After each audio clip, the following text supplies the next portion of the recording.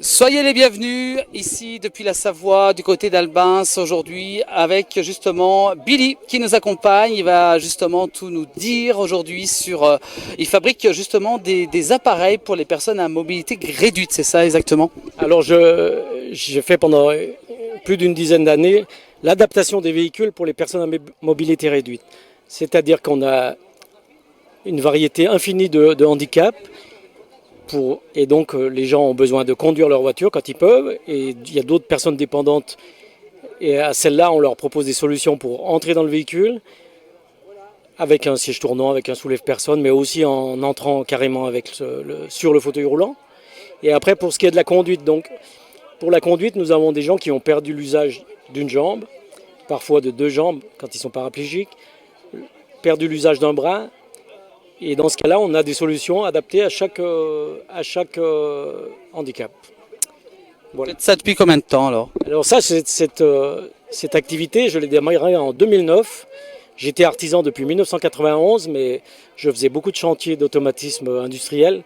Et j'avais vraiment envie de moins voyager, de moins me fatiguer physiquement sur les chantiers. Et au hasard d'un stage de chant, j'ai connu une personne avec qui je me suis lié d'amitié et qui m'a dit quelques mois plus tard, étant atteinte d'une maladie auto-immune, qu'elle avait besoin d'équiper sa voiture parce qu'elle n'arrivait plus à tenir son accélérateur au pied. Et donc j'ai sauté sur l'occasion et je lui ai dit je vais m'occuper de ce problème. Quelques mois plus tard, elle avait sa nouvelle voiture et je lui ai équipé sa nouvelle voiture. Et ensuite j'ai fait ça jusqu'à il y a quelques jours, puisque je viens de prendre la retraite le 1er juillet. Et j'ai transmis mon entreprise à un jeune homme qui s'appelle Maxime, qui a 28 ans, qui est installé à Albins, là où j'étais, rue du Clé-Argent dans la zone artisanale, et qui continue cette activité d'adaptation automobile. Donc la relève est assurée du coup pour la continuité de l'entreprise. Voilà, la relève et puis surtout la maintenance des équipements, le renouvellement, toutes les personnes qui nous font confiance jusque-là, parce que donc j'avais équipé à peu près 600 voitures dans cet intervalle. Ah oui, quand même, ouais. Voilà. Et vous avez beaucoup d'activités en fait, vous en faites pas mal quand même, je pense.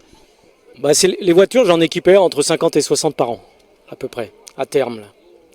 Voilà. En moyenne, ouais, ça fait déjà pas mal de travail, quoi. Voilà, et puis je faisais d'autres petits travaux en dehors de ça. Et puis, donc, si vous ne l'avez pas remarqué, je suis un peu passionné de chansons françaises. Depuis très très très longtemps, je suis passionné par les textes des chansons françaises, ce qui fait que je n'ai pas du tout, quand j'étais jeune, je n'ai pas écouté la musique anglaise et américaine. Donc j'ai des grosses lacunes.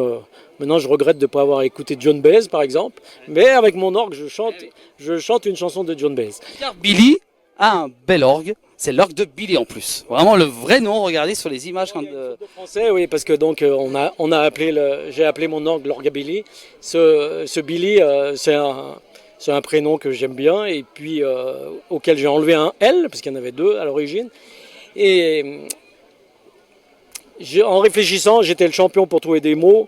J'ai trouvé cet orgabilly qui est la paronomase de rockabilly. Ah. Et rockabilly, vous voyez, quand on fait du rockabilly, on s'habille en rouge et noir. En rouge et noir, et oui, même mes chaussures. Voilà. Et donc je suis bien en rouge et noir comme le rockabilly. Et donc ça me permet à chaque fois qu'on me pose la question d'évoquer ce sujet. Voilà. Et donc je chante depuis à peu près une trentaine d'années dans diverses chorales, stages, formations. J'ai fait des tas de choses dans le chant. En ayant du mal quand même à sortir du lot, de temps en temps à la chorale, on me laissait me mettre devant et faire un solo ou faire un duo avec une copine, comme ça, dans les chorales où j'ai chanté dans la région. Et puis, j'ai fait plusieurs essais avec des petits groupes, avec des gens et tout ça, tous bien sympas, mais c'est très difficile de s'accorder. Et un jour, donc le 6 août 2017, à Cézérieux, dans une manifestation qui s'appelle Arts et Bouilles, un festival de rue, je tombe face à une fille qui s'appelle Céline et qui a à peu près le même orgue que moi. Je me mets en face d'elle et pendant 1 heure, je chante tout ce qu'elle chante. Donc je rentre chez moi le soir, j'achète un orgue. Ouais, carrément. Donc dans le mois qui a suivi, j'ai fait plein de recherches sur Internet, j'ai trouvé plein de choses. J'ai trouvé qui est-ce qui fabriquait des orgues. J'ai trouvé qui est-ce qui fabriquait des cartons. 15 jours plus tard, il y avait festival d'orgue à Saint-Joriot, j'y suis allé. J'ai retrouvé Céline qui m'a laissé tourner la manivelle.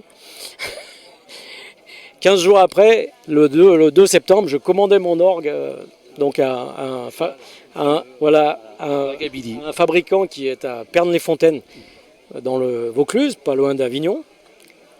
Et pour cela, il m'a demandé si j'avais du bois. Sur le coup, j'étais pas sûr d'avoir du bois. Et en réfléchissant, dans l'écurie à Grésy, on a 2 plateaux en cerisier qu'on a coupés en 1985 avec mon père. Et j'ai dit, bah si, j'ai du cerisier. Il dit, bah faut me l'amener et puis on fait l'orgue avec. Et donc cet orgue, il a été fabriqué avec le cerisier de Grésy-sur-Aix. Super. Bah merci beaucoup Billy. Vous pouvez jouer un petit morceau? Voilà, J'ai un petit morceau, on va jouer quoi? le plus difficile, c'est de me faire taire, c'est pas de me faire chanter. Non, mais non, ça nous dérange pas. Hein. Justement, on aime vous écouter. Et là, on va vous écouter également interpréter un morceau. Je vais vous faire écouter une petite musique qui est du ragtime, qui s'appelle Chicken Reel, qui a été écrite en 1910 aux États-Unis. Et qu'il y a beaucoup de gens qui vont reconnaître parce qu'ils l'ont entendu à la télévision, mais il y a bien une 60aine d'années. Eh ben, on vous écoute, Billy. Allez, c'est parti, Billy.